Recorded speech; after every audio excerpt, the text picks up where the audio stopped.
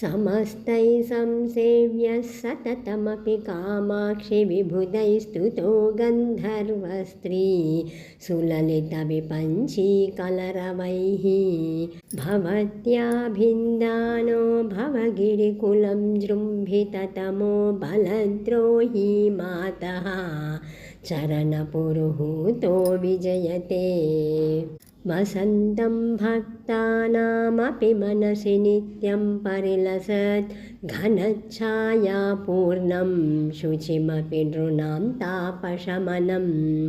नखेन्दुज्योत्स्नाभिः शिशिरमपि पद्मोदयकरं नमामः कामाक्ष्याश्चरणमधिकाश्चर्यकरणम् कवीन्द्राणां नानाभनितिगुणचित्रीकृतवचः प्रपञ्चव्यापारप्रकटनकलाकौशलनिधिः अधः कुर्वन्नब्जं सनकभृगुमुख्यैर्मुनिजनैः नमस्यः कामाक्ष्याः चरणपरमेष्टि विजयते भवत्याः कामाक्षि स्फुरितपदपङ्केरुहभुवां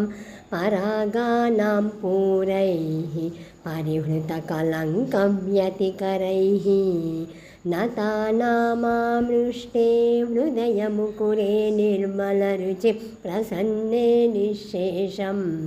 प्रतिफलति विश्वं गिरिसुते तव त्रस्तं पादात् किसलयमरण्यान्तरमगात् परं रेखारूपं कमलममुमेवाश्रितमभूत् जितानां कामाक्षि द्वितयमपि युक्तं परिभवे विदेशे वासो वा शरणगमनं वा निजरिपोः।